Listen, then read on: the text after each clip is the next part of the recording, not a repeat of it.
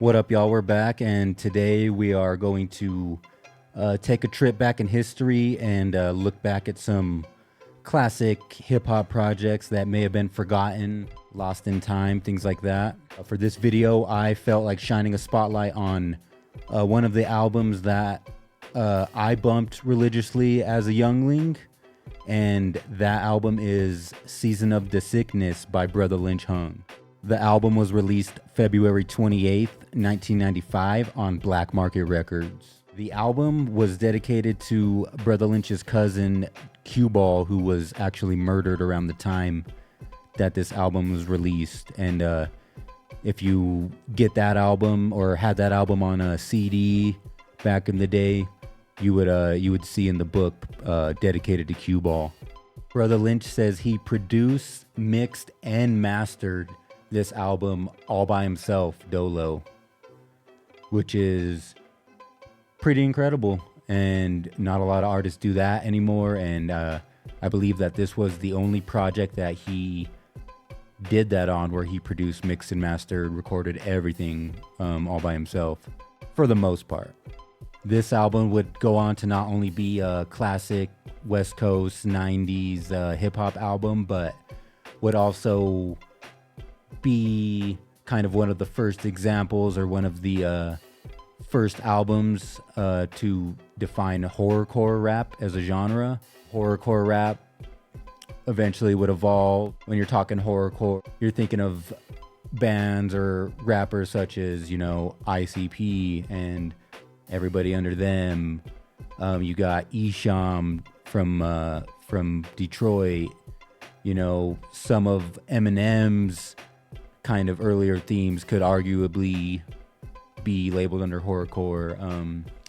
And horrorcore itself was just kind of a mix of horror kind of imagery, themes, kind of horror movies combined with rap music. I personally used to love horrorcore, growing up, on hip-hop music, growing up on horror films in general. So I definitely took a liking to horrorcore as a genre when I was younger, and maybe a little bit now, maybe not so much now, but there's still some of those horrorcore artists that I still fuck with. But all in all, the album was a pretty gangster album, a lot of typical kind of gangster fucking themes. As far as comparing it to something stylistically, I don't know, it reminded me a little bit of like early Bone Thugs or something along those lines. But the album definitely had its own sound. It had kind of that West Coast kind of G-funky sound, a lot of like the whistles and like synths from early West Coast rap. My favorite songs on the album, you got Return of the Baby Killer, Loke to the Brain, Liquor Sick, Season of the Sickness, the title track of the album. Really controversial track, Season of the Sickness. He kind of talks about a lot of like fucked up shit, killing babies, killing people. Not just like, I'm a thug, I'm gonna shoot you down, but like, I'm gonna kill somebody and eat the body so you can't find it. And just kind of that like extremeness, kind of crazy shit is, I feel like, what Brotha Lynch became known for back in the day. They're like, yo, who's this guy talking about like, killing a baby and eating a dead guy? And you're just not like, you're not gonna get that in modern day rap. So I suggest you go check this album out. Not only because it was a good album sonically and just chill to listen to, chill to smoke to, but just to kind of sit back and just for the shock value of it, and just be like, damn, like this guy's really making like a dope rap song about this. Yeah, obviously a lot of controversy around this album, but something that I thought was crazy when doing more research on this album's, lore and history.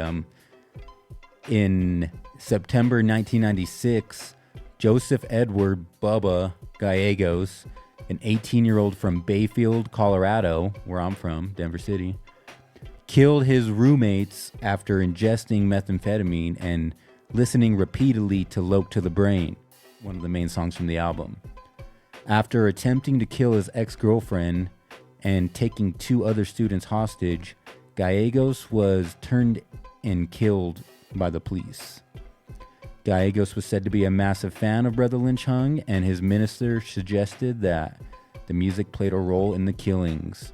Crazy when you get into horrorcore rap and shock rap and things like that, because obviously there will be those people out there that kind of take it seriously and act on it. You know, obviously that's bad. Not saying that's good or bad, and I don't think that takes away from the iconicness of the album. Brotha Lynch Hung, you know, legend, West Coast hip hop, still putting out music, not as much anymore. You know, he was signed to Strange Music, Tech Nine's record label for a while. Had a little run with them in which he also produced some good albums. So if you haven't peeped it, Season of the Sickness by Brotha Lynch Hung. If you've never heard of Brotha Lynch Hung, I encourage you to check him out. Check out his discography and take a trip in time. School yourself on some classic, iconic West Coast rap. Till next time, peace. Let me know which iconic or classic rap album or song that I should cover in the next video. Give a shout out to, educate the people on. Peace.